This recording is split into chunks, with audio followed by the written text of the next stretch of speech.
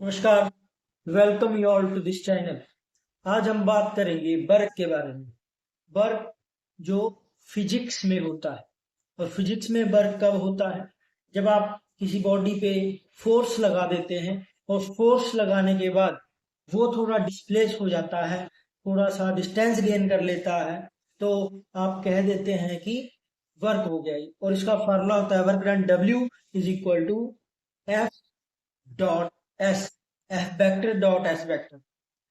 अब vector quantities हैं force और डिस्प्लेसमेंट, और जब इनको खोलेंगे तो ये आएगा एफ एस कॉस थीटा, यानी ये जो फोर्स है और जो डिस्टेंस है उसके बीच कॉस का एंगल होता है।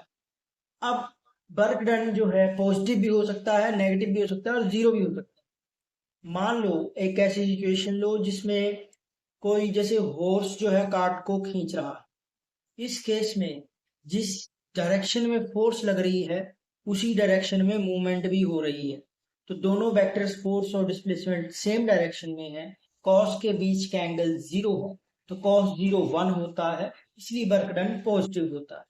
अब एक और एग्जांपल लें। जैसे हम चलते हैं तो फ्रिक्शन जो लगता है, फ्रिक्शनल फोर्स जो लगती है, तो फ्रिक्शनल फोर्स जो है अपोजिट लगती है डायरेक्शन ऑफ मोशन के रिस्पेक्ट में।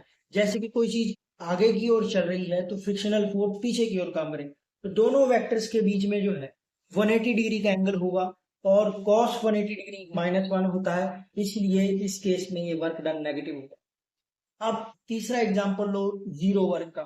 मान लो एक कुली है जो चल रहा है और उसने लोड जो है अपने सिर पर उठाया है। इस केस में मूवमेंट इस डायरेक्शन में हो रही है और फोर्थ डायरेक्शन में हो रही है, तो दोनों के बीच 90 का एंगल है।